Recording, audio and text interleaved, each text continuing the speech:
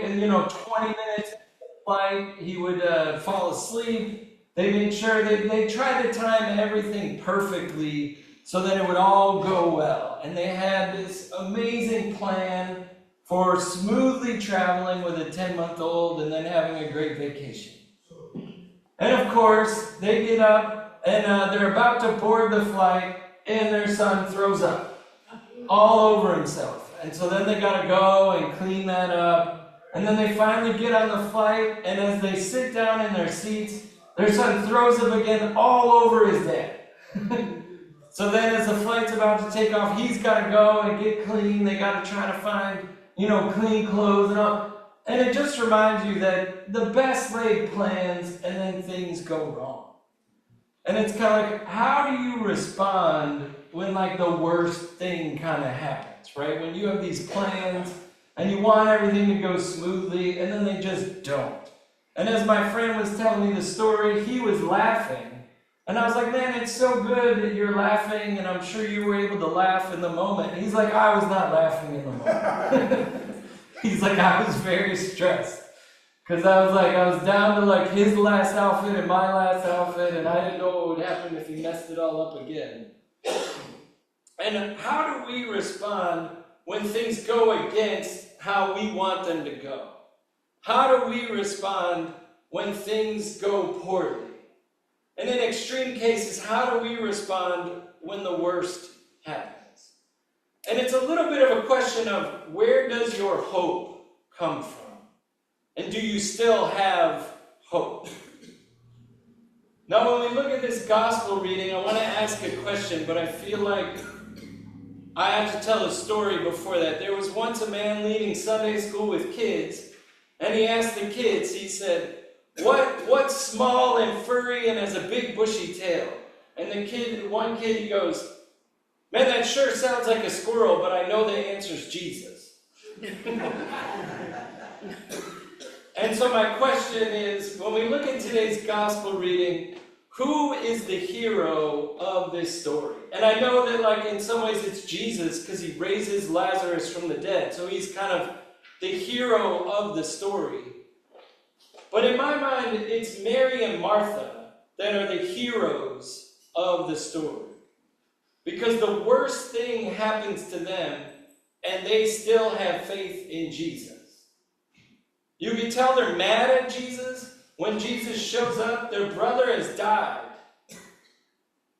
And both sisters, when they go to Jesus, they're like, if you had been here, this would not have happened. If you had shown up when we asked you to come, if you had done what we had wanted you to do, this awful, horrible, worst thing would not have happened. And Jesus, in both cases, says, but your brother will be raised up. And they say, yeah. They point to the resurrection.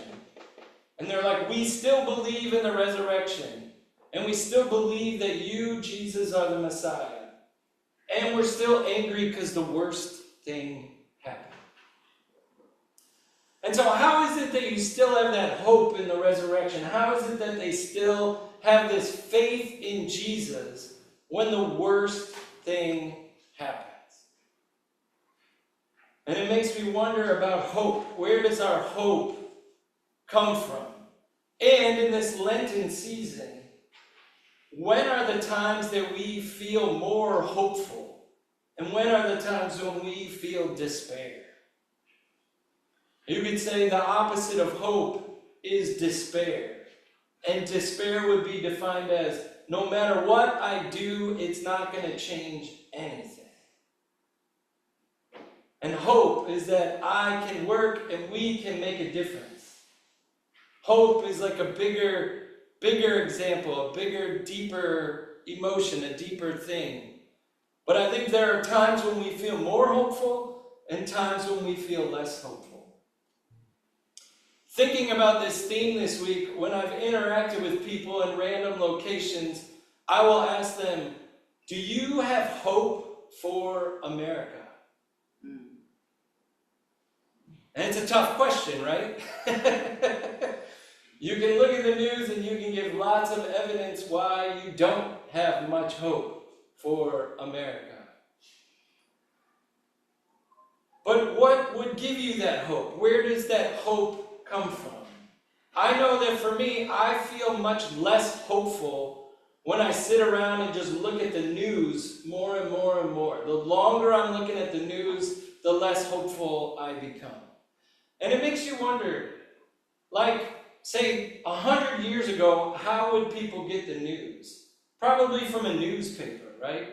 But what about like 300 years ago? How would people get bad news?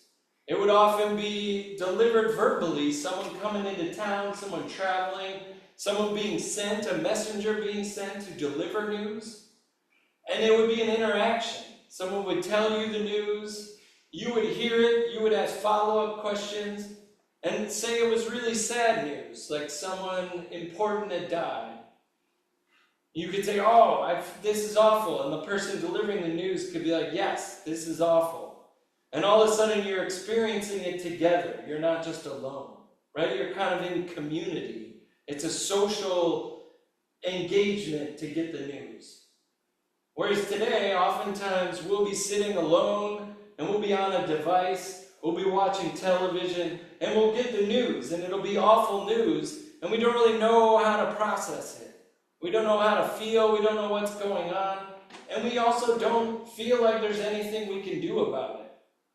But we'll just watch the news and get more and more enraged, more and more fearful, more and more anxious.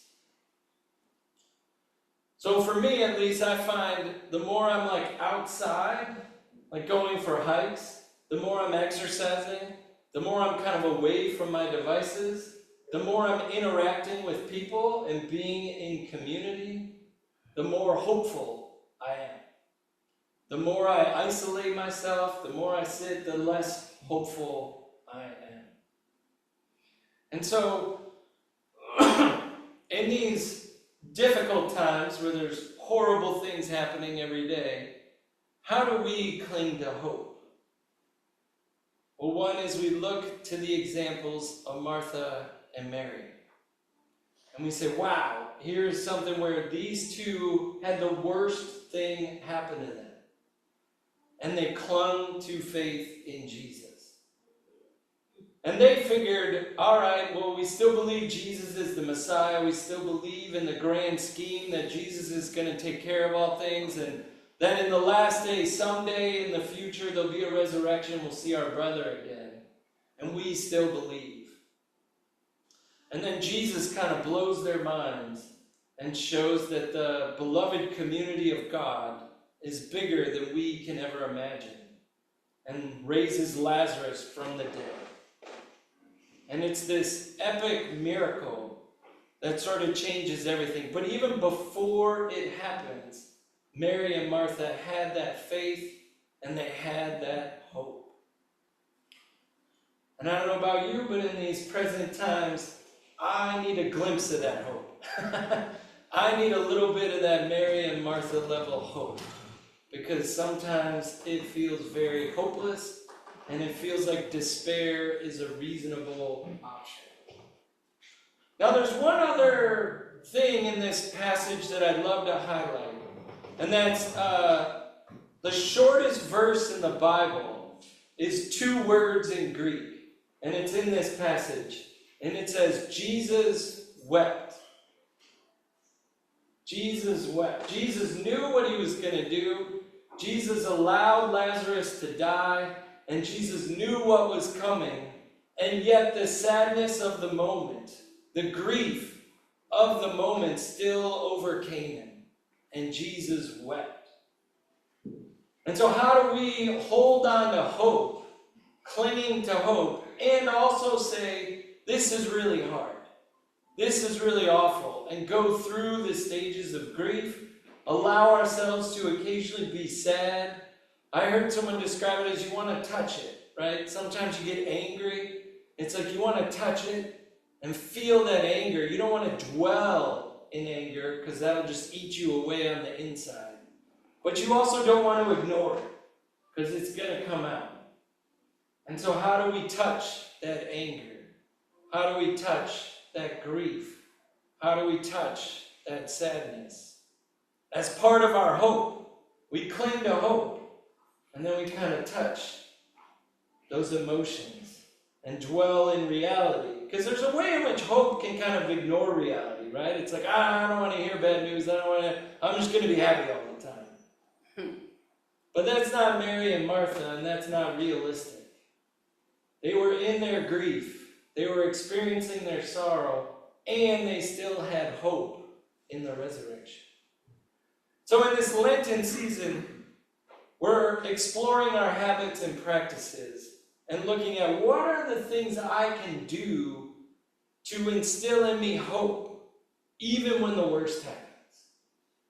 Right? How do I structure it and set myself up in a way where I can be incredibly hopeful, knowing that good things, bad things, just lots of things will be going on that are outside my control. And I still want to cling to hope. Amen.